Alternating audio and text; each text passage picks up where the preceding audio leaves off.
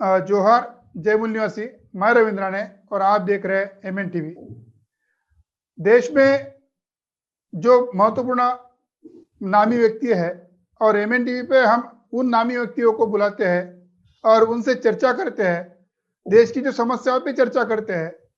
ऐसा एक समूह है जो देश में बड़े पैमाने पे है, यानी जनसंख्या की आबादी में देखेंगे तो 10 करोड़ के से ज्यादा आदिवासी समुदाय इस देश में रहता है और इस आदिवासी समुदाय पे दिनों दिन अन्याय अत्याचार बढ़ते जा रहे हैं और इतने अन्याय अत्याचार बढ़ रहा है, वो जन आक्रोश हो रहा है। नक्सलवाद के नाम पर आदिवासियों को मारा जा रहा है, विस्थापन के नाम पर आदिवासियों को खदेड़ा जा रहा है, मगर उन लोगों को संगठित करने में आज तक कोई संगठन नहीं था। मगर राष्ट्रीय आदिवासी एकता परिषद बड़े पैमाने पे काम कर रहा है और पूरे देश में काम कर रहा है। हम उनके बारे में सारी जानकारी लेंगे और आज उनका एक कार्यक्रम रखा है। 3 चरणों में कार्यक्रम है, चरणबद्ध कार्यक्रम है। 15 जुलाई को पहला, 23 जून को पहला आंदोलन है, दूसरा 15 जुलाई को है, तीसरा 29 जुलाई को है। ये 3 चरणबद्ध कार्यक्रम आयोजित किए हैं और इसी संदर्भ में और आदिवासियों के संदर्भ में जो समस्या है उनके संदर्भ में हम उन महान हस्तियों से चर्चा करेंगे। सबसे पहले हमारे राष्ट्रीय आदिवासी एकता परिषद के राष्ट्रीय अध्यक्ष प्राचार्य एच एन रेकवाल जी भोपाल मध्य प्रदेश से जुड़े हुए हैं।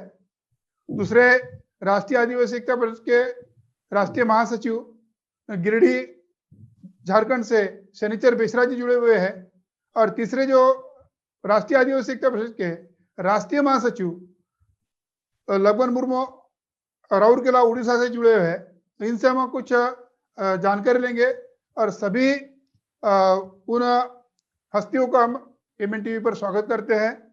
सबसे पहले मैं एच एन रेकवाल सर से एक जो महत्वपूर्ण जो सवाल खड़ा करना चाहता हूं, वो जो मैंने सबसे पहले कहा कि जो राष्ट्रीय आदिवासी एकता परिषद का जो राष्ट्रव्यापी चरणबद्ध आंदोलन करने की जरूरत क्या है, उसे विस्तार से बताइए। सबसे पहले मैं एमएन टीवी चैनल को और एमएन टीवी चैनल के सहायक संचालक मान्यवर रविंद्र राणा जी को धन्यवाद देना चाहूँगा कि आपने हम आदिवासियों की जो चरणबद्ध आंदोलन किया जा रहा है उसको हाईलाइट करने के लिए और उसका प्रचार प्रसार करने के लिए हम लोगों को टीवी पर बुलाया है। इसके लिए आपको बहुत बहुत धन्यवाद। जैसा कि आपने कहा कि ये जो राष्ट्रव्यापी चरणबद्ध आंदोलन किया जा रहा है उसके पीछे क्या कारण है, तो राणे साहब, देश में बड़े पैमाने पर आदिवासियों पर अन्याय अत्याचार हो रहे हैं। नेता एवं अधिकारियों को आत्महत्या करने पर मजबूर होना पड़ रहा है, या जिसे हम संदिग्ध हत्या करार दे सकते हैं। नक्सलवाद के नाम पर बेगुनाह आदिवासियों को मारा जा रहा है, उनकी हत्या की जा रही है। विकास के नाम पर उनको जल जंगल जमीन से बेदखल किया जा रहा है। आरएसएस एवं उनके सहायक संगठनों के माध्यम से आदिवासी एरिया में धर्म और आस्थाओं के कार्यक्रम लगाकर उनके साधु और बाबाओं के प्रवचन, कथा, भागवत के कार्यक्रम लगा करके और भी उनकी विचारधारा, ब्राह्मणों की विचारधारा, उनके जयंतियां, उनके प्रोग्राम, उनके तीज त्योहार, इनके माध्यम से आदिवासियों के अंदर घुसपैठ की जा रही है। उसके माध्यम से आदिवासियों की मूल पहचान, आदिवासी कला, सभ्यता, संस्कृति, परंपरा, प्रथाएं खत्म करने की साजिश है और ब्राह्मणों की कला, सभ्यता, संस्कृति और परंपराओं उन आदिवासियों पर ऊपर थोपने का षड्यंत्र है ताकि उनका ब्राह्मणीकरण किया जाए और उनको जो विशेष पहचान मिली है आदिवासी, और उस विशेष पहचान के साथ जो तमाम प्रकार के संवैधानिक अधिकार और विशेषाधिकार मिले हैं उनको खत्म किया जाए। इस कारण से इनके विरोध में ऐसी हजारों समस्याएं हैं जिसमें हम 20-22 मुद्दों को लेकर के अभी 3 चरणों में हमारा राष्ट्रव्यापी देशव्यापी चरणबद्ध आंदोलन हमारा घोषित किया गया है, जिसका पहला चरण 23 जून 2021 को जिला स्तर पर धरना प्रदर्शन एवं राष्ट्रपति के नाम पर ज्ञापन दिया जाएगा। 15 जुलाई 2021 को तहसील स्तर पर लगभग 5000 तहसीलों में धरना प्रदर्शन करके राष्ट्रपति के नाम पर ज्ञापन दिया जाएगा। और इन दोनों कार्यक्रमों के माध्यम से लोगों को मोबिलाइज करके जगा करके विशाल रैली का आयोजन किया जाएगा 29 जुलाई 2021 को। वो जिला स्तर पर विशाल रैली होगी और राष्ट्रपति के नाम पर ज्ञापन दिया जाएगा। तो ये हमारा आदिवासियों के लिए ये 3 चरणों में चरणबद्ध आयोजन किया जा रहा है। रेखपाल जी, एक और सवाल है कि आदिवासियों के संदर्भ में हम जानते हैं कि आदिवासी इस देश का आदिवासी है, मगर अभी अभी एक PHU के प्रोफेसर है ज्ञानेश्वर चौबे, इन्होंने एक संशोधन किया है और उन्होंने कहा कि DNA के अनुसार जिस इस देश के जो आदिवासी है, संथाल है, मुंडा है, कि मध्य भारत की जितने भी 5000 जो जनजातियां हैं ये यूरोप से आई हुई है। उनके इस संशोधन में कितना तथ्य है? ये राणा जी, जब से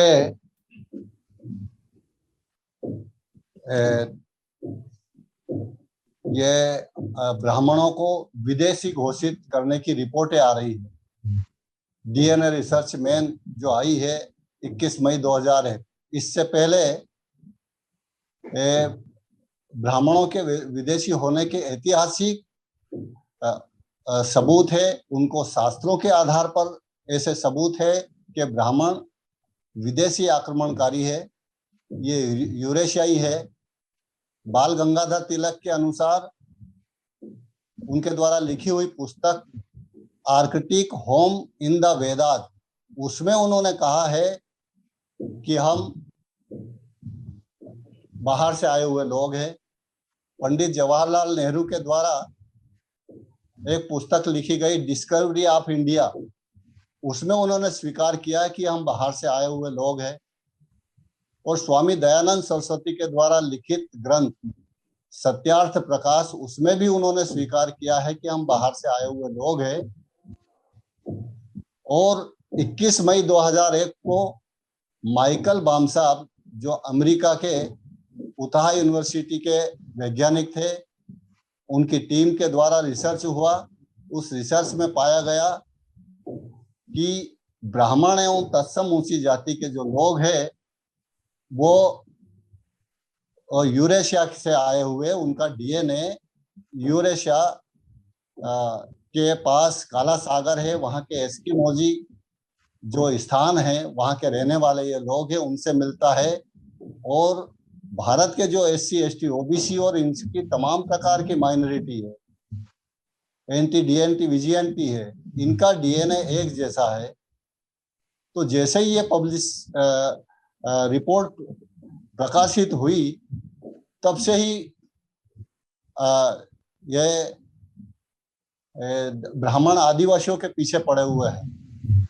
2011 में मार्केंड कारजू न्यायाधीश के द्वारा जजमेंट में कहा गया कि आदिवासी ही इस देश का मूल निवासी है। अब मार्केंड कारजू कोई वैज्ञानिक नहीं है, नहीं उन्होंने कोई DNA का रिसर्च किया है। ऐसा व्यक्ति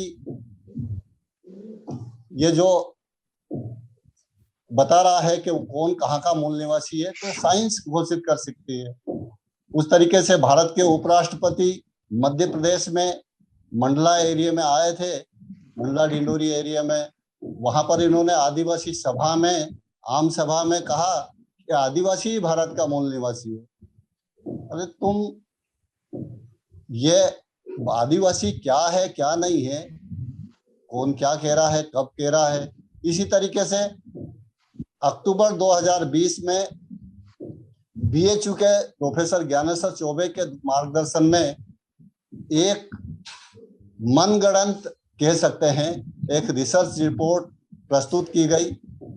उसमें कहा गया है कि छोटा नागपुर क्षेत्र की मुंडा, संथाल और अन्य जनजातियां और मध्य भारत की जनजातियां, मध्य भारत यानी मध्य प्रदेश, जिसमें प्रमुख रूप से गोंड और भील पाए जाते हैं, ये 5000 साल पहले यूरोप से आए हुए थे।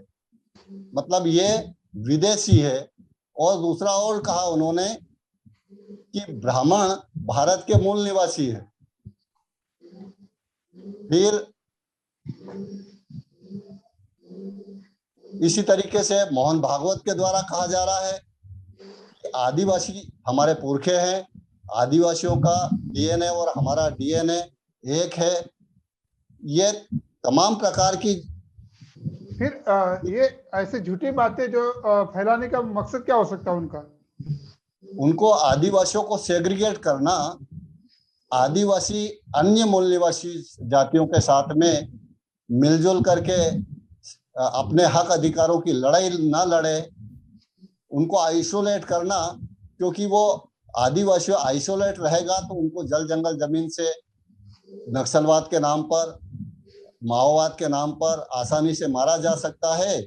और उनके जल जंगल जमीन के अंदर जो छुपी हुई 89 प्रकार की धातुएं, उनको हड़प किया जाए।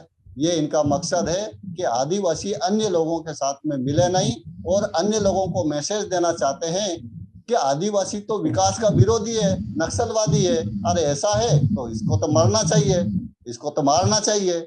ये प्रोपेगेंडा करके, ऐसा दुष्प्रचार करके आदिवासियों को बदनाम किया जा रहा है। ये साजिश है। मैं शनिचर बेसरा जी से एक जानकारी लेना चाहता हूं कि आदिवासियों का धर्म ब्राह्मणी धर्म नहीं है, मगर देश में ऐसे दिखाई देता है कि आरएसएस के लोग, बजरंग दल के लोग, विश्व हिंदू परिषद के लोग बड़े पैमाने पे आदिवासियों का ब्राह्मणीकरण करने में तुले हुए हैं। और दूसरी तरफ आदिवासियों का जो ईसाईकरण हो रहा है, और ईसाईकरण के विरोध में वो बोलते हैं, मगर ब्राह्मणीकरण के विरोध में चिड़ी चुप है, यानी चुप्पी साधे हुए है। तो ये संघियों का दोगलापन नहीं है तो क्या है? सर, इस तमिल टीवी में आपने बुलाया, इसके लिए बहुत बहुत धन्यवाद, आभार। सर, जो अभी जो ब्राह्मण के द्वारा जो आदिवासियों को, ब्राह्मणी धर्म कतई नहीं है सर। आदिवासियों का ब्राह्मणी धर्म और आदिवासियों का कहीं दूर दूर तक कोई रिश्ता नहीं है, क्योंकि आदिवासी प्रकृति पूजक है और ब्राह्मण मूर्ति पूजक है। तो ब्राह्मण धर्म में वर्ण व्यवस्था है, ब्राह्मण, क्षत्रिय, वैश्य, शूद्र, और आदिवासी प्रकृति पूजक है। प्रकृति मतलब पहाड़, पर्वत, नदी, नाला को पूजते हैं। तो इसमें आदिवासियों का धर्म और ब्राह्मणी धर्म में कहीं दूर दूर तक कोई रिश्ता नहीं है। तो आदिवासी समानता पर आधारित है और ब्राह्मण धर्म असमानता पर आधारित है, क्योंकि ब्राह्मण धर्म में ऊंच नीच है, समानता है, और आदिवासी में समानता है। तो ब्राह्मणी धर्म से कहीं मेल नहीं खाता है। आरएसएस के द्वारा आदिवासियों का ब्राह्मणीकरण करने के पीछे बहुत बड़ा षड्यंत्र है।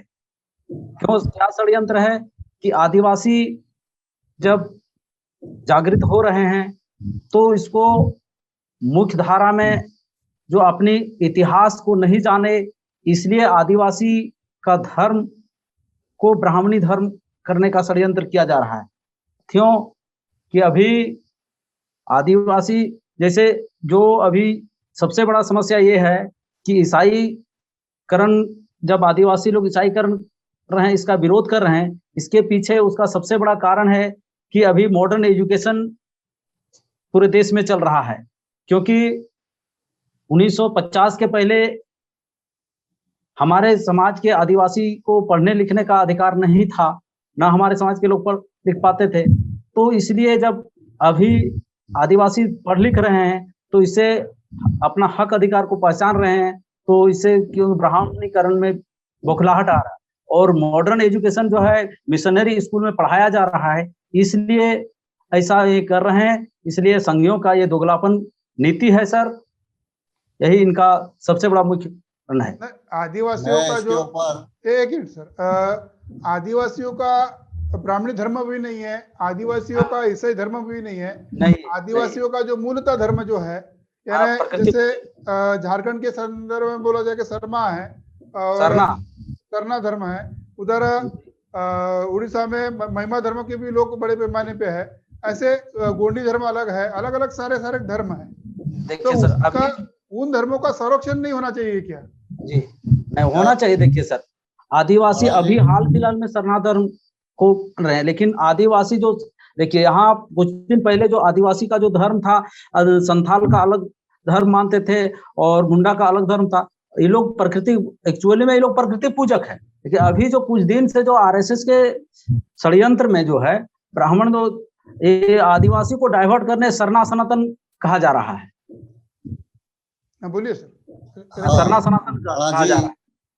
मैं इसके बारे में बात रखना चाहूंगा कि आदिवासी 800 जातियों में पाए जाते हैं और लगभग 80 धर्म में अलग अलग है, लेकिन सभी आदिवासियों की एक पहचान है, समानता है कि वो प्रकृति पूजक है। जैसे कोई गोंडी धर्म मानते हैं, कोई सरना धर्म मानते हैं, कोई भिली धर्म मानते हैं, और भी अलग अलग है, लेकिन उनमें समानता एक है कि वो सबके सब प्रकृति पूजक है। उनके और वो सभी प्रकृति पूजक है। इसीलिए बाबा साहब अम्बेडकर ने उन्होंने 800 जातियों को एक पहचान दी, शेड्यूल ट्राइब। अगर इनकी समानता नहीं होती तो ये तमाम प्रकार की है। और रहा ब्राह्मण ईसाइयों का विरोध करते हैं, ये ईसाई मिशनरियों के कारण बड़े पैमाने पर गुलाम भारत में आदिवासियों का विकास हुआ है। वो हाईली क्वालिफाइड हुए हैं और पढ़ लिख करके अच्छे पदों पे पहुंचे हैं, और अधिकांश लाभ, आरक्षण का लाभ उन्हीं लोगों को ले पाए हैं वो। और जो नहीं ले पाए, जो अधकचरे पड़े हुए हैं, अर्ध शिक्षित है, ऐसे लोगों को गुमराह करके ऐसे भोले भाले आदिवासियों को उन लोगों के विरोध में करते हैं कि ये जो ईसाई आदिवासी बन गए हैं, इनको आरक्षण नहीं मिलना चाहिए, इनका विरोध करिए, जिनका धर्म परिवर्तन हो गया है। वो दूसरी तरफ वो स्वयं उनको हिंदू बनाने में लगे हुए हैं। ये उनका षड्यंत्र है, ये दोगलापन है। लवगुण मुर्मू जी, आपसे एक जानकारी लेना चाहता हूँ, एक सवाल पूछना चाहता हूँ कि पर्यावरण संरक्षण और वन्य जीव संरक्षण के नाम पर आदिवासियों का जो जनजीवन है, वो जनजीवन लगभग खत्म होते जा रहा है। आपको क्या लगता है, कितना प्रभाव हुआ है आदिवासियों के जनजीवन पर? राणे जी, सबसे पहले तो जोहार। और आपके MNTV के माध्यम से जो आदिवासियों का जो समस्या के बारे में ये चर्चा के लिए आप लोग सोचा है, उसके लिए भी हमारा संगठन या मैं पर्सनली आपको भी बहुत बहुत धन्यवाद देता हूं। और जो भी हमारे साथी या देशवासी इसको देख रहे हैं, उनको भी जोहार। तो आपका जो क्वेश्चन है, उसको अगर हम समझना चाहते हैं या उसको जानना चाहते हैं, तो पहले ये जानना पड़ेगा कि आदिवासियों का जंगलों के साथ क्या रिश्ता। जब तक ये चीज को नहीं समझेंगे तो जंगलों बेसरा सर, आपका माइक म्यूट कर लो।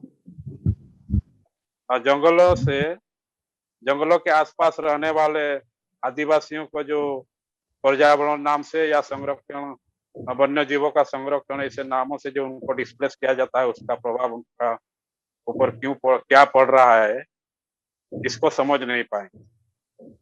तो आपको इतिहास से या वो बहुत सारे डॉक्यूमेंट से ये मालूम, भारत के सभी लोगों को मालूम है कि भारत का इतिहास या भारत का सभ्यता या सिविलाइजेशन सिंधु घाटी सभ्यता से शुरू होती है। तो सिंधु घाटी सभ्यता में जो लोग थे वहाँ सब भारतवासी थे, मूल निवासी थे इस देश के। जब विदेशी ब्राह्मण, आर्य ब्राह्मण ने वहां से सिंधु घाटी सभ्यता से भारतीय लोगों को या मूल निवासियों को खदेड़ा, तो वो जो वहां जो मूल निवासी रहते थे, वो मूल निवासी 3 टुकड़ों में बटे गए। एक टुकड़ा जो ब्राह्मणों का गुलामी स्वीकार कर लिए हैं या उनका जो ब्राह्मण बोलते हैं उसी हिसाब से उनका दिनचर्या होता है, उस समुदाय को अभी हम ओबीसी बोलते हैं। और दूसरा एक टुकड़ा है जो ब्राह्मणी व्यवस्था को तो नहीं माना, वो जंगल में चले गए। फिर जंगल में भी वो लोग सरवाइव नहीं कर पाए, तो फिर गांव की ओर तरफ आए, लेकिन ब्राह्मणों ने उनको गांव में भी घुसने नहीं दिया। उनको गांव के बाहर रहने के लिए मजबूर किया गया, जिनको अभी हम एससी शेड्यूल कास्ट के नाम से जानते हैं। और एक समूह जो जंगल में ही बस गया, जंगल में ही उसका जो अपना पहचान था, अपना भाषा, संस्कृति, परंपरा था, सिंधु घाटी सभ्यता में जो मूल पहचान था भारतीय लोगों का या भारत के मूल निवासियों का, उस पहचान को वो जंगल में रहते हुए वो पहचान को खुद बचा के रखा या खुद अपना के रखा। तो जब उन्होंने जंगल में रहना शुरू किया तो उनका सारे कुछ जीवन जंगल का साथ जुड़ा हुआ है। उनका भाषा, संस्कृति, परंपरा, धर्म, जीवन, जीविका, ऐसे सारे चीज आदिवासियों का जंगल के साथ जुड़ा हुआ है। जब इनका सब कुछ जंगल का साथ जुड़ा हुआ है, तो अभी जो भारत के तथाकथित सरकार, जो भारत के अभी जो सरकार है, पर्यावरण के नाम से या वन्य जीवों का संरक्षण के नाम से या और कोई दूसरे के नाम से, जंगल के आसपास या जंगलों में जो आदिवासी निवास करते हैं उनको वहां से बेदखल कर रहे हैं या उनको वहां से खदेड़ रहे हैं। तो इसका माध्यम से आदिवासियों का ऊपर में ये असर हो रहा है, जो आदिवासियों का जो आइडेंटिटी है, जो परिचय है, जो पहचान है, वही अभी खत्म हो रहा है। आदिवासियों का पहचान जंगल से है, उसका भाषा जंगल से रिलेटेड है, संस्कृति, परंपरा, सारे कुछ उनका जंगल से रिलेटेड है। तो जब जंगल से रिलेटेड चीज उनका सब कुछ है, तो उनको जो वहां से हटाया जा रहा है या उनको वहां से खदेड़ा जा रहा है, तो सारा चीज, भाषा, संस्कृति, परंपरा, धर्म, सब कुछ आदिवासी को छीना जा रहा है। सरकार सरकार उनका विस्थापन कर रही है, सरकार उनके लिए जगह दे रही है, तो क्या वो वहां पे नहीं रह सकते हैं? हाँ सर, वो भी मैं बोलूंगा। तो अभी ये लोग को जो वहाँ वो लोग को खनिज खदान या जो भी पर्यावरण या वन्य जीवों का संरक्षण का नाम से वहां से उनको डिस्प्लेस किया जा रहा है, खदेड़ा जा रहा है, तो उसका बदले में ये लोग कुछ रुपया पैसा दे देते हैं आदिवासियों। रुपया पैसा तो देते हैं, लेकिन आदिवासी सदियों से, हजारों साल से वो माने सिविलाइजेशन का अंदर में नहीं आने के वजह से या सिविल सोसाइटी का अंदर माने साथ कांटेक्ट उसका नहीं रहने के वजह से, ये पैसा का क्या करना है, उससे कैसे हमारा अपना खुद का डेवलप करना है, इसको मालूम नहीं है। तो कुछ दिनों का बाद उसका पैसा वहां से खत्म हो जाता है उसका पास से। तो फिर वो जो उसका उसका जो पैसा मिला हुआ था या उसको जो मुआवजा दिया गया था वो जो खत्म हो जाता है, वो जीने के लिए दर दर भटकते रहता है। तो इस हालत में उसने, आप अगर देखेंगे अभी भारत के जो रेल लाइन माने है, भारत का सबसे बड़ा नेटवर्क, रेल नेटवर्क अगर दुनिया में कोई बड़ा नेटवर्क है तो भारत में है। तो रेलवे स्टेशन का अगल बगल या रेलवे लाइन का अगल बगल में जो भी जितने सारे झोपड़ी बना के जो लोग रहते हैं, वो सारे के साथ ज्यादातर आदिवासी लोग ही रहते हैं।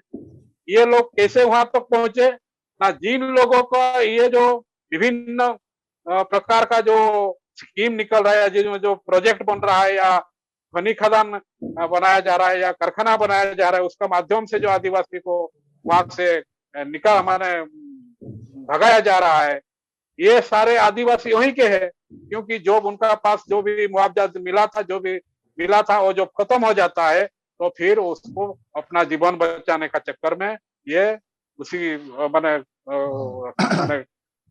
टाउन का किनारे या रेलवे स्टेशन का किनारे में वो झोपड़ी या पाल खींच के वहां वो गुजर बसर करता है।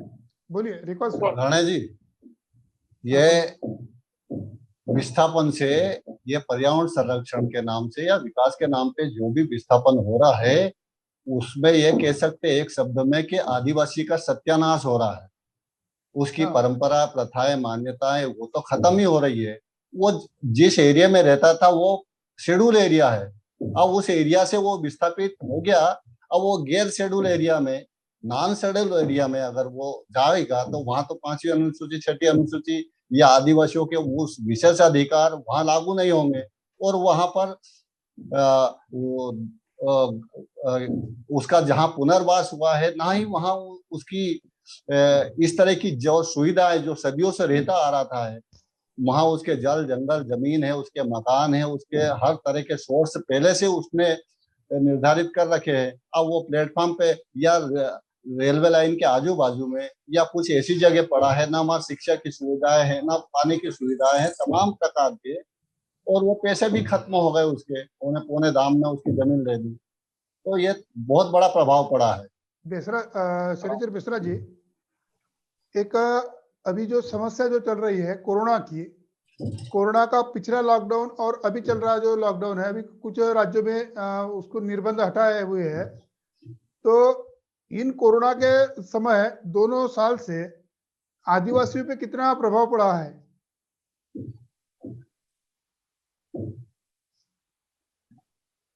आप माइक अनम्यूट करो।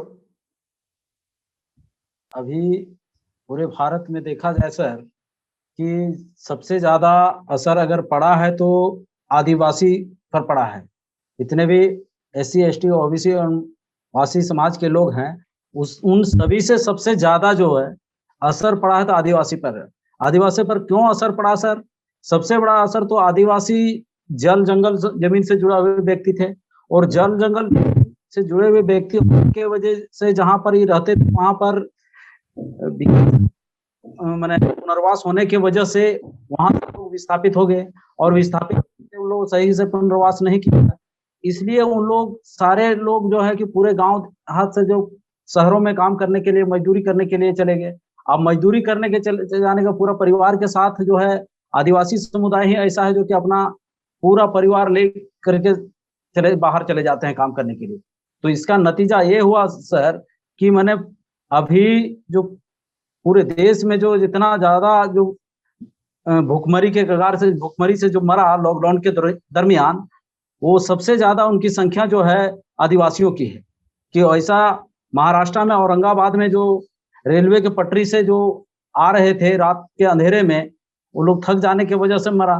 तो इस तरह से जो पूरे देश में सबसे ज्यादा आदिवासियों का नुकसान हुआ है, क्योंकि उसका रहने का अपना अस्थायी जमीन नहीं है, क्योंकि पुनर्वास की वजह से सारा जमीन जो है केंद्र सरकार के द्वारा अधिग्रहण कर लिया गया है। इसलिए यह कहा जाए सर कि ये आदिवासियों, कोरोना के बहाने आदिवासियों को सत्यानाश करने का ये बहुत बड़ा सरकार को अवसर मिला है। इससे हमारे समाज, आदिवासी समाज को बहुत बुरा प्रभाव पड़ा है। मेरे जानकारी अनुसार आप टीचर है और शिक्षा पर कितना असर हुआ है? सर शिक्षा तो आदिवासियों का जो बच्चों का तो ऐसा व्यवस्था है नहीं। अभी जो है पिछले साल तो कोरोना के बहाने पूरा स्कूल को बंद रखा, और इन साल जो है जो शिक्षा अगर स्कूल शुरू भी किया गया ऑनलाइन शिक्षा एजुकेशन, जो हमारे आदिवासी समाज के पास, आदिवासी लोगों के पास जो एंड्रॉयड मोबाइल तो नहीं है, उपलब्ध नहीं है। उन लोगों को बहुत ऐसे आदिवासी जो हैं जो अभी गांव देहात में रहते हैं, उनके पास एंड्रॉयड मोबाइल, वो छोटी मोबाइल भी नहीं है, इसलिए उन लोगों का के बच्चों पर बहुत ज्यादा ही प्रभाव पड़ा है, जो कि अभी इसका अंदाजा लगाना बहुत मुश्किल है। आदिवासी एरिया में नेटवर्क ही नहीं है मोबाइल का और इंटरनेट का। बहुत जगह जो है नेटवर्क ही नहीं। हमारे क्षेत्र में हम एक ऐसा जगह पहाड़ी पर हैं जो कि हमारा नेटवर्क आता है, नहीं तो गांव में पूरा हर जगह नेटवर्क नहीं अवेलेबल नहीं होता है। मुर्मू जी, भारत के संविधान ने 5वीं और 6वीं अनुसूची का 5वीं और 6वीं अनुसूची के अनुसार सर बेसरा सर आप, हाँ मुर्मू जी, भारत के संविधान के अनुसार 5वीं और 6वीं अनुसूची के अनुसार कोई भी गैर आदिवासी आदिवासियों की जमीन नहीं ले सकता है, मगर देखा जा रहा है कि पूरे देश में गैर आदिवासी बड़े पैमाने पे आदिवासियों की जमीन जबरन हथिया रहा है। तो क्या ये इसके विरोध में आपका संगठन जो है, आपका संगठन देशव्यापी है, तो ये संगठन काम नहीं कर रहा है, उसका विरोध नहीं कर रहा है? सर ये जो क्वेश्चन आपने उठाया है ये बहुत सही क्वेश्चन है। जैसे भारत के संविधान के अनुसार जहां आदिवासी निवास करते हैं उसको 5वीं या 6वीं अनुसूची में रखा गया है, जिसके तहत आदिवासियों का जमीन को कोई गैर आदिवासी खरीद नहीं सकता है, और प्रावधान ये भी है सरकार भी खरीद नहीं सकती। लेकिन अभी बड़े पैमाने पर देखा जा रहा है कि सबसे पहले आदिवासियों का जमीन को देश का विकास का नाम से सरकार ने खरीद रही, फिर उस जमीन को सरकार ने पूंजीपतियों को दे रहा है या बड़े बड़े कंपनी मालिकों को दे रहा है। फिर आदिवासियों का जमीन में जो कारखाना या कुछ ऐसे डेवलपमेंट का काम जो स्टार्ट होता है, तो वहां बाहर के जो गैर आदिवासी है वहां गुजर बसर करने के लिए आ जाते हैं।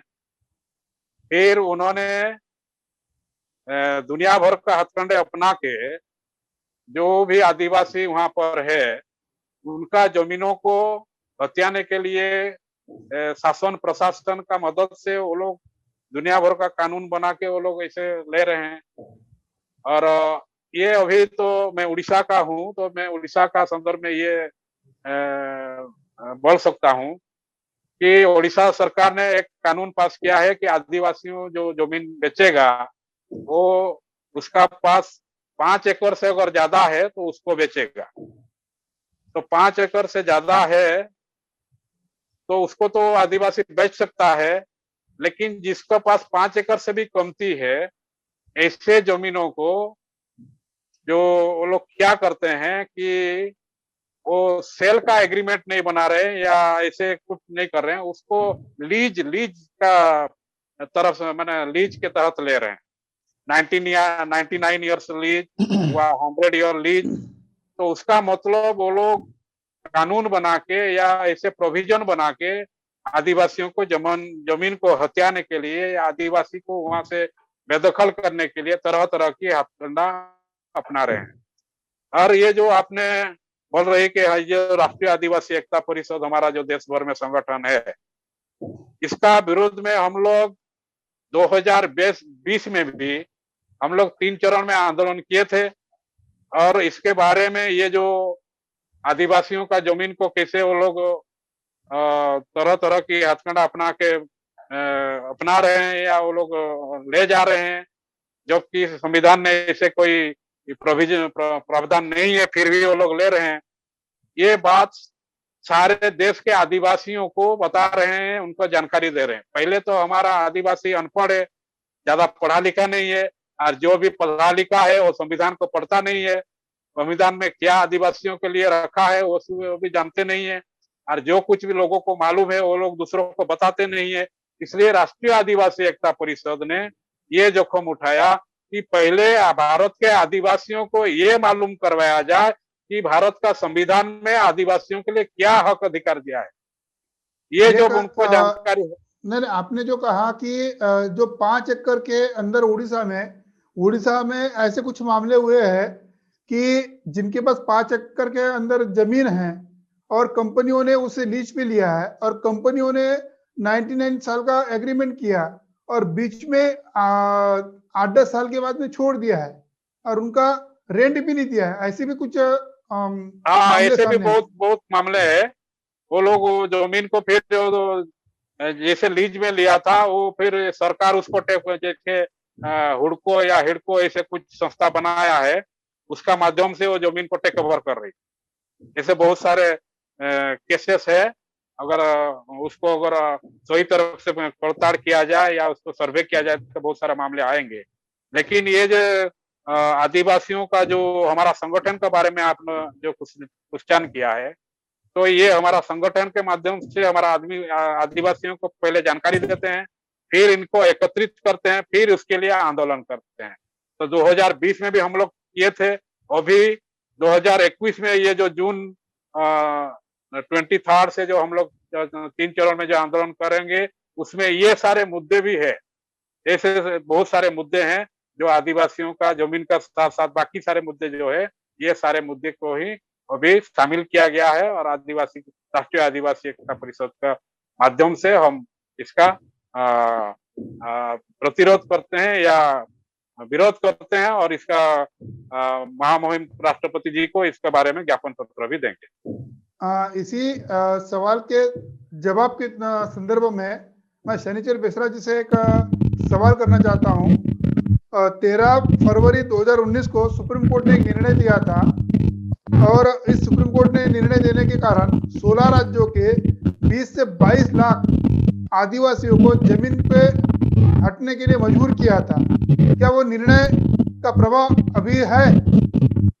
सर, दरअसल ये है कि ये वन अधिकार अधिनियम जो कानून बना था 13 फरवरी नहीं सर, कानून जो बना था उसके पहले इसको निर्णय नवंबर 2005 तक जो भी आदिवासी वन भूमि पर जंगलों में रह रहा है उसको 2006 में पट्टा बनाने का अधिकार दिया सरकार।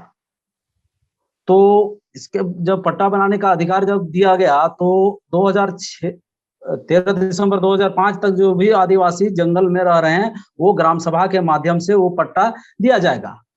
तो वही कानून पट्टा बना करके ग्राम सभा के माध्यम से लोगों ने दिया, उसके पास तो कोई और कागजात नहीं था।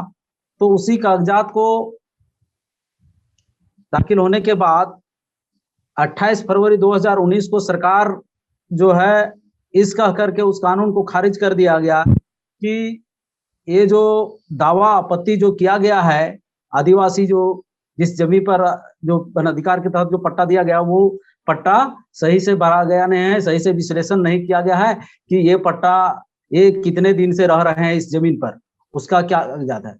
कानून बनाते वक्त तो वो ग्राम सभा के माध्यम से दिया, ग्राम सभा को मान्यता दिया गया था।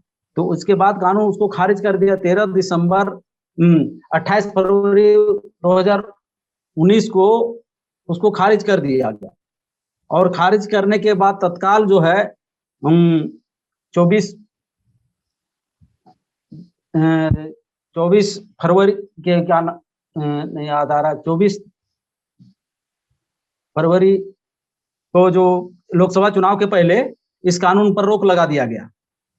जो भी कानून जो पास किया गया था इस कानून को रोक लगा दिया गया कि अभी तुरंत जो है इसको लागू नहीं किया जाएगा। और उसमें सरकार यह जारी किया गया कि अभी जो भी इसमें त्रुटि है इसको सही सलामत भरा जाए। तो सरकार कोई भी स्टेट गवर्नमेंट इसको नहीं गया। तो इससे नतीजा यह हुआ सर कि अभी जो है जो भी आदिवासी जंगलों में रह रहा था उस आदिवासी को वहां से हटाने का कार्यक्रम चला रहा है। क्योंकि आसाम में ऐसा देखा गया कि आसाम में बहुत सदियों से रह रहा था, उसी तरह झारखंड, छत्तीसगढ़, मध्य प्रदेश, तो सारे जगहों पर जो है आदिवासियों को जो पट्टा दिया गया उसको खारिज कर दिया गया है। अभी उसका हालांकि नतीजा असर नहीं पड़ा है, लेकिन हमको लगता है कि इसका बहुत ही दुष्परिणाम आने वाला समय है। इसी के विरोध में अभी जो हमारे राष्ट्रीय आदिवासी एकता परिषद के तहत जो भी हम लोग पूरे देश भर में आंदोलन चल रहा है, इसके वजह से जो है सरकार इसको अभी सख्ती से लागू नहीं कर पा रहा है, हालांकि को लागू कर रहे हैं। हाँ रिकॉल जी,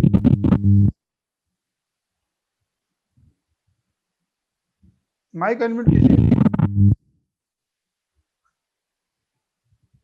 जैसे ही ये सुप्रीम कोर्ट का जजमेंट आया 13 फरवरी 2019 को, तो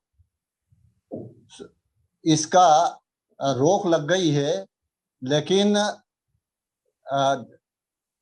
उसका कई क्षेत्रों में, कई आदिवासी एरियो में उसको लागू किया जा रहा है दूसरे कारण से कि अभ्यारण्य के नाम पर या नेशनल पार्क के माध्यम से उन जमीनों को छीना जा रहा है। और वो आदिवासी तो सदियों से, जब संविधान ने शेड्यूल एरिया घोषित कर दिया है, तो उस शेड्यूल एरिया की टोटल जल जंगल जमीन का मालिक आदिवासी है। संविधान ने उसको रजिस्टर्ड कर रखा है, पट्टा कर रखा है, और वो सदियों से रह रहा है। और उसके बाद वो अभी वर्तमान में सरकार कह रही कि नहीं, तुम्हारे के पास तो पट्टे नहीं है, तुम इतने साल से, वो बता रहे हैं कि 2005 13 दिसंबर 2005 के तक रहने वाले आदिवासियों को पट्टा दिया जाएगा। अरे वो तो सदियों से रह रहे हैं, कह सकते हैं कि आजादी के पहले से रह रहे हैं। उसके बाद भी उनको, क्योंकि उनके पास में ऐसा कोई रिकॉर्ड नहीं है, कोई डॉक्यूमेंट नहीं है, बस वो कह रहे हैं कि तुम तो इस तरीके से, आपने सोनभद्र की घटना देखी होगी। सोनभद्र 17 जुलाई 2019 को सोनभद्र के लगभग 800 एकड़ जमीन, वहां के जो कलेक्टर रहा प्रभात मिश्रा, उसने अपने और अपने परिवार के नाम पे कर ली थी। और वो जमीन पे कब्जा आदिवासियों का, और लंबे समय से वो कब्जा लेने की कोशिश कर रहे थे, लेकिन वो आदिवासियों ने जब कब्जा नहीं दिया तो मुखिया को वो जमीन बेच दी उसने, वहां के गांव के मुखिया को। और गांव का मुखिया लगभग 300 लोगों को लेकर के आए ट्रैक्टर में भर करके, और 17 जुलाई 2019 को वहां कत्लेआम हुआ, 10 आदिवासियों को स्पॉट पर मार दिया। तो ये फर्जी तरीके से, आदिवासी के पास जमीन है, आदिवासी सदियों से रह रहा है, वर्षों से रह रहा है, लेकिन उसके पास डॉक्यूमेंट नहीं है, तो फर्जी तरीके से उसकी जमीन के कोई दूसरे, ये रेवेन्यू के डिपार्टमेंट, कलेक्टर, तहसीलदार, एसडीएम मिलकर के, पटवारी मिलकर के ये सब कुछ करते हैं, और उन आदिवासियों को कहते हैं कि ये जमीन तो अतिक्रमण की है और ये जमीन तो इनके नाम की है। ये तमाम प्रकार के षड्यंत्र किए जा रहे हैं, और जंगलों के आसपास रहने वाले आदिवासियों पर इसी तरीके से अत्याचार हो रहे हैं कि अरे ये तो जंगल की, वन की भूमि है और आपने अतिक्रमण कर रखा है, उनको ऐसे खदेड़ा जा रहा है। रिकॉल जी, मैंने शनिचर बेसरा जी को एक सवाल किया था कि जो यही सवाल 13 फरवरी 2019 को सुप्रीम कोर्ट ने एक जजमेंट दिया था, और सुप्रीम कोर्ट ने जजमेंट देने के बाद, ये जो सुप्रीम कोर्ट में जजमेंट देने के इसमें, उस पीठ में अध्यक्ष था अरुण मिश्रा। अब इसी अरुण मिश्रा को राष्ट्रीय मानवाधिकार आयोग का अध्यक्ष भी बनाया, और ये पिछले महीने में बनाया। तो क्या ये अरुण मिश्रा आदिवासियों का अधिकारों का हनन कर रहा है एक तरफ, और दूसरी तरफ वो राष्ट्रीय मानवाधिकार का अध्यक्ष बनाया जाता है? तो क्या सभी देश के मानवों का हनन नहीं होगा ऐसा व्यक्ति के हक? और दूसरी बात है कि इसी व्यक्ति ने SC/ST एक्ट को 20 मार्च 2018 को दंतहीन किया था। ऐसे व्यक्ति को राष्ट्रीय अध्यक्ष बनाया जाता है, ये व्यक्ति भारतीय मानव की संरक्षण कर सकता है? जी, यह सुप्रीम कोर्ट का पूर्व न्यायाधीश अरुण मिश्रा जी ने मार्च 2018 में SC ST atrocity prevention act के विरोध में ने उसको निष्प्रभावी करने के लिए जजमेंट दिया और उसका बड़े पैमाने पर लोगों ने विरोध किया। 2 अप्रैल 2018 को भारत बंद किया SC ST के लोगों ने बड़े पैमाने पर, जिसमें 13 लोग भारत में शहीद हुए, बलिदान दिया उन्होंने अपने अधिकारों को बचाने के लिए। और 13 फरवरी 2019 को 16 राज्यों के लगभग 20 से 22 लाख आदिवासियों को जमीन छीनने के लिए कि जो जंगल के आसपास रह रहे हैं, इससे पर्यावरण को खतरा है, वन्य जीवों को खतरा है, ये इस तरीके का सुप्रीम कोर्ट के जजों को ये पता नहीं है कि जो सदियों से आदिवासी रह रहा है, तुमको जंगली जानवरों की चिंता है, पर्यावरण का संरक्षक है आदिवासी, वो प्रकृति पूजक है, उसी की वजह से ये जंगल बचे हुए हैं और तुम उनको खतरा महसूस कर रहे हैं कि पर्यावरण को खतरा है, जानवरों को खतरा है। अरे तुम्हारे विकास के नाम पर ये भू माफियाओं को, जमीन माफियाओं को, जंगल माफियाओं को जमीन दे रहे हो, इसका खतरा महसूस नहीं हो रहा है। आदिवासी रह रहा है, वो सिर्फ अपनी रोजी रोटी के लिए जंगलों के ऊपर निर्भर है, वहां से अपना काम चलाता है और उससे कह रहे जंगल पर्यावरण खतरा है। तो ये बहुत बड़ा षड्यंत्र है। और ऐसे व्यक्ति जिसने एट्रोसिटी एक्ट के विरोध में जजमेंट दिया, आदिवासियों के विरोध में जजमेंट दिया, ऐसा व्यक्ति को अगर मानवाधिकार आयोग का राष्ट्रीय अध्यक्ष बनाया जाता है, राष्ट्रीय मानवाधिकार आयोग का, तो वो से हम सोच सकते हैं, कल्पना कर सकते हैं कि वो व्यक्ति क्या मानवों के संरक्षण करेगा। उपहार है, यानी मोदी सरकार की ओर से अरुण मिश्रा को उपहार दिया है जी। वो उनकी जो मनुस्मृति जो कानून लागू करना है उसका वो उपहार है, ऐसा समझ सकते हैं। हाँ, ये जितने भी है, चाहे कोर्ट में बैठे हुए लोग हो, CBI में बैठे हुए लोग हो, या जो भी लोग हैं, वो टोटल ब्राह्मणों के दिशा निर्देशन में काम कर रहे हैं, RSS के दिशा निर्देशन में काम कर रहे हैं और हर व्यवस्था पे ब्राह्मणों का, लोकतंत्र पे ब्राह्मणों का अनियंत्रित कब्जा हो करवा दिया इन्होंने। लबगन मुर्मू जी, आपसे जानकारी लेना चाहते हैं कि RSS और उनकी जो सहयोगी संगठन है, अभी देखा जा रहा है कि 2-4 सालों में आदिवासियों के महापुरुषों की जयंती या शहादत दिन बड़े पैमाने पे मना रहे, पहले नहीं मनाते थे, इसका क्या षड्यंत्र हो सकता है? हाँ सर, इस संदर्भ में मैं ये बोल सकता हूँ कि देश के आदिवासियों को एक उद्देश्य और एक विचार दर्शन से जोड़ने का जो मौका मिला है, वो आदिवासियों का, जो आदिवासी समाज के जो महापुरुष है, या जो उनके हक अधिकार, मान सम्मान, स्वाभिमान के लिए इस देश में लड़ते लड़ते शहीद हुए हैं, ये उनसे प्राप्त है। और अभी जो आदिवासी जो भी लड़ रहा है या जो कुछ भी कर रहा है, जो कुछ भी अचीव किया है, वो इन महापुरुषों के बदौलत सारे आदिवासी को मिला है। तो इस देश के जो शासक है, ब्राह्मण है, और उसका संगठन जो RSS है, तो उसने सोचा अगर मैं आदिवासियों को अपना गुलाम बनाना चाहता हूं या उसको अपना व्यवस्था का अंदर लाना चाहता हूं, तो अगर मैं आदिवासी समाज के जो भी महापुरुष है, इनको अगर ब्राह्मणाइजेशन किया जा सके, या हमारा जो ब्राह्मण का सिस्टम है या व्यवस्था है, उसको बचाने के लिए ये महापुरुषों ने काम किया है, ये आदिवासियों को पढ़ाया जा सके या उनका दिलो दिमाग में डाला जा सके, तो ये हमारा जो व्यवस्था है, उनका जो व्यवस्था है, जो ब्राह्मणों का व्यवस्था, उसका अंदर में आदिवासी समाज चले जाएंगे, ये सोच उनका है।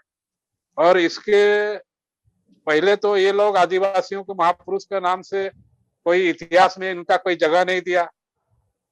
इनका बारे में इतिहास में लोगों को मैंने हमको कुछ पढ़ाया नहीं जाता है।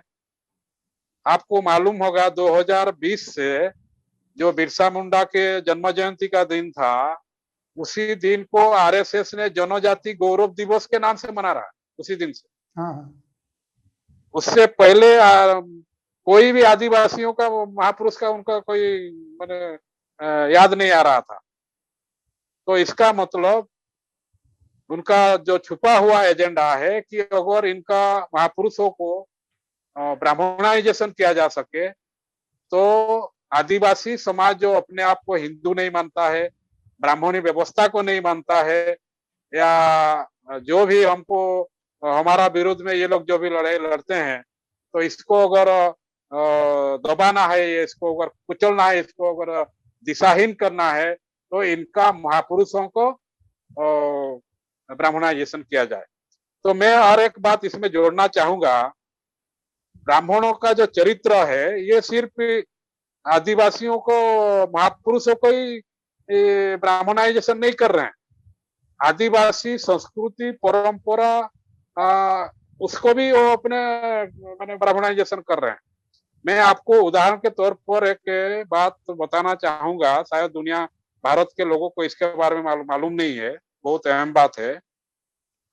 जो उड़ीसा के पुरी में जो जगन्नाथ मंदिर है, और वो ऐसे बताते हैं ये जगत का देवता है या जो भी है गॉड है, तो वहां जो एक भोग लगता है उसको अभोड़ा बोलते हैं, और उसका नाम से ब्राह्मण वहां पर बहुत बड़े पैमाने पर बिजनेस कर रहा है।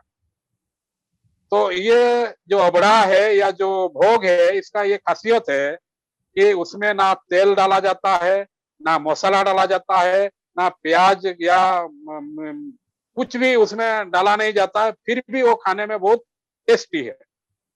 तो ये बोल रहे हैं कि ये हमारा टेक्नोलॉजी है या हमारा प्रोसेस है, हम इसको इतना बढ़िया से बना रहे हैं। लेकिन आप सुनकर आश्चर्य होंगे, मैंने पूरा इतना ये बात किसी को मालूम नहीं है।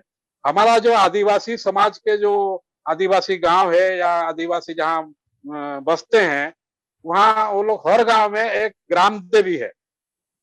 वो ग्राम देवी को वो लोग हर साल एक बार या दो बार वो ग्राम देवी को पूजते हैं। वहाँ कोई देवी माने स्टैचू नाम का कोई चीज नहीं है, वह प्रतीकात्मक जैसे घोड़ा हाथी ये सब का रखा जाता है और उसी को ही पूजा जाता है।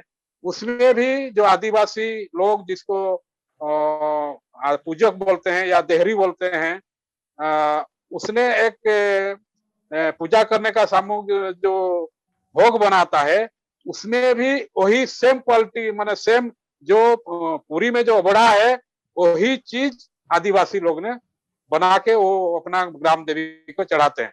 मैं जो एक बार पूरी गया और वहां जो अबड़ा को टेस्ट किया, तो मेरे को याद आ गया कि अरे मेरे गांव में तो जो ग्राम देवी है वहां जो पूजा करते हैं देहरी, ये जो भोग बनाता है ये तो वही टेस्ट है।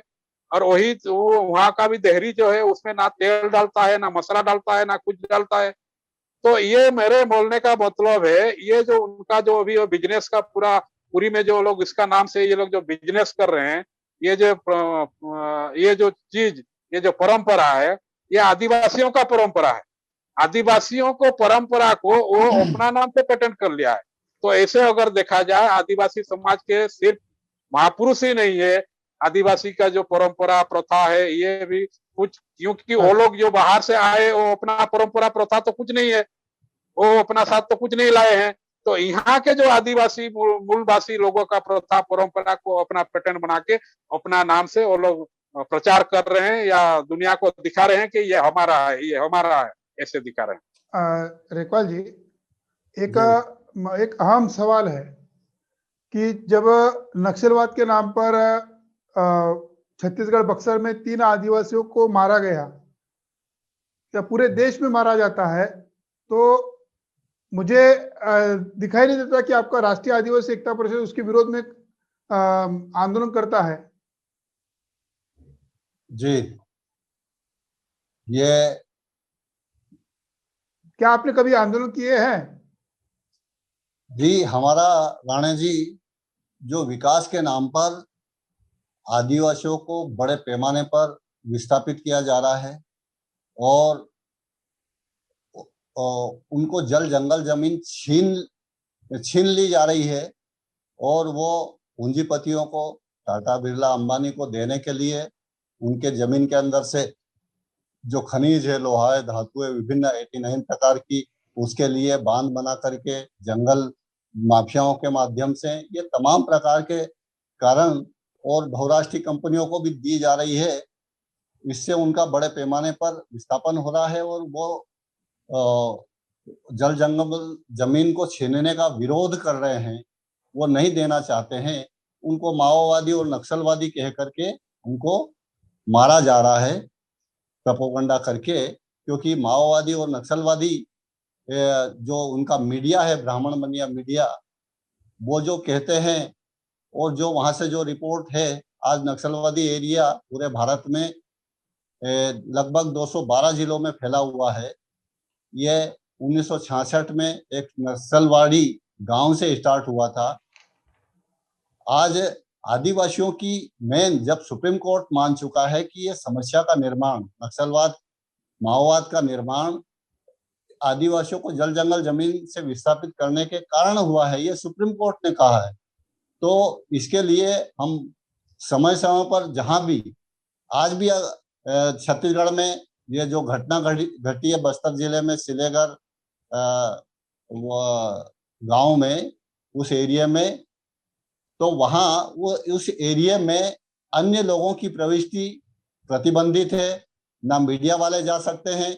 और यहाँ तक कि उस एरिया में क्या घटना घट रही है, उस एरिया में आपका इंटरनेट बंद है, सोशल मीडिया पे प्रतिबंध है, कोई सोशल मीडिया का उपयोग ही नहीं करते हैं, वहां क्या घट रहा है वो पता ही नहीं चल रहा है। तो इसके लिए हम बड़े पैमाने पर संपर्क में हैं और जहां भी हम लोगों को जिस तरीके से इन मुद्दों को उठाने के लिए, हाईलाइट करने के लिए, जब जब भी हम आंदोलन करते हैं, लोगों को जगाने के लिए सम्मेलन करते हैं और समय समय पर सरकार को हम ज्ञापन भी देते हैं। इसीलिए हम ये तमाम प्रकार की समस्याएं, इसमें नक्सलवाद के नाम पर जल जंगल जमीन से विस्थापित करने के लिए भी हमारा ये 3 चरण का अभी कार्यक्रम हो रहा है, तो हम बराबर तो विरोध आपका करते हैं। जो कार्यक्रम है राष्ट्रीय आदिवासी एकता परिषद का 3 चरणों का, आपने कहा कि इस आंदोलन को किसी सामाजिक और राजनीतिक संगठनों का सपोर्ट मिला है? जी, इसको राजनीतिक का तो हम कह सकते हैं कि तमाम प्रकार की जो राजनीतिक पार्टियां हैं वो तो ब्राह्मणों की है राष्ट्रीय स्तर की, और हमारे मूल निवासियों की और आदिवासियों की भी। जैसे झारखंड के उदाहरण ले, वहाँ विभिन्न, जैसे अभी हेमंत सोरेन जी है, उनकी एक पार्टी है, लेकिन उस पर कब्जा किसका है? आज हम कह सकते हैं आदिवासियों की पार्टियां हैं, जैसे बीएसपी माननीय कांशीराम साहब के द्वारा निर्माण की गई थी, लेकिन आज वर्तमान में उस पर किसका नियंत्रण है? तो ये तमाम प्रकार की जो पार्टियां हैं हमारे मूल निवासियों की, उसमें ब्राह्मण बनिए ही उनको दिशा निर्देशन कर रहे हैं, उनके इशारे पे वो लोग काम कर रहे हैं। तो हम राजनीतिक लोगों का सहारा नहीं लेते हैं। हमारा सामाजिक, आदिवासियों के नाम पर तमाम संगठन जो चल रहे हैं, हमारा स्वयं का राष्ट्रीय आदिवासी एकता परिषद लगभग 22 राज्यों में काम कर रहा है और मान के चलिए कि लगभग 290 जिलों में हमारा नेटवर्क है। इसके अलावा अन्य जो आदिवासी समाज के संगठन हैं, बुद्धिजीवी लोग हैं, समाज के लिए काम करने वाले लोग हैं, ऐसे लोगों से हमने अपील की है, उनकी हमको साथ सहयोग और समर्थन मिल रहा है। बहुत सारे लोग सोशल मीडिया में जाहिर समर्थन और सहभाग की घोषणा कर रहे हैं। इसके अलावा आपको हम बताने के लिए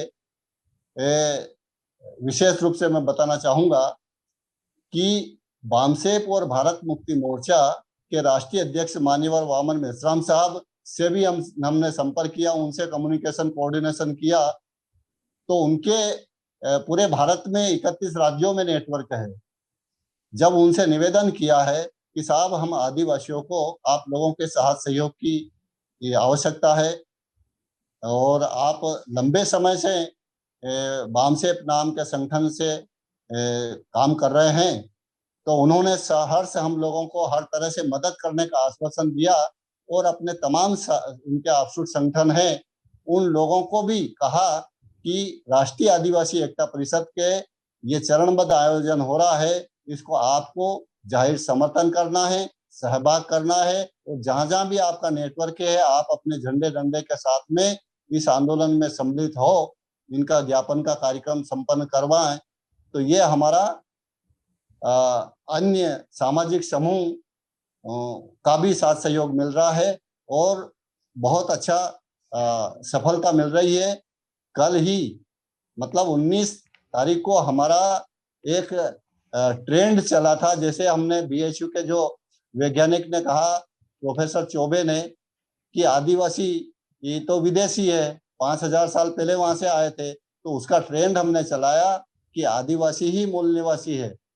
आदिवासी मूल निवासी जिसका 1 लाख से ऊपर लोगों का उसमें लोगों ने ट्वीट किया, रीट्वीट किया, यह बहुत बड़ी सफलता है। और तमाम गैर आदिवासियों ने किया, गैर आदिवासी संगठनों ने किया, और अन्य आदिवासी संगठनों ने भी हम उसमें साथ सहयोग किया। इसका मतलब है हम लोगों की जो डिमांड है, हमारा जो आंदोलन है, वो सबको समझ में आ रहा है, और जो मुद्दे हैं, ये एकमात्र राष्ट्रीय आदिवासी एकता परिषद है जो ऐसे मुद्दे राष्ट्रीय स्तर पर उठाती है। हमारे अलावा ऐसे मुद्दे अभी तक, मेरी भी 60 साल की उम्र हो गई, मुझे ऐसे मुद्दे उठाते हुए और ऐसे आंदोलन करते हुए खुलकर के दुश्मन को चैलेंज करने वाले मुद्दे आज तक किसी ने नहीं उठाए, तो हमको सफलता मिल रही है।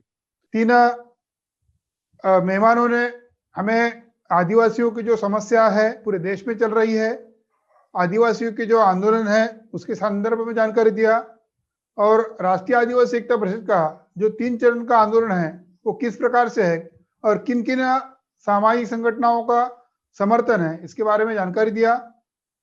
सभी मेहमानों को आभार, धन्यवाद। जय जोहार, जय मूल निवासी।